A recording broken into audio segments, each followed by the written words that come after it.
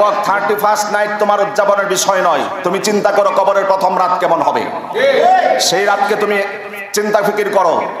মসজিদে এলান হবে, আগেই বলেছি কালেমা পড়ার সুযোগ দেওয়া হবে না। হঠাৎ করে তুমি যে কোনো উপায়ে মৃত্যুবরণ করেছো, একটু চোখ বন্ধ করে অনুমান করো, সেই জিনিসগুলো ফিকির করো।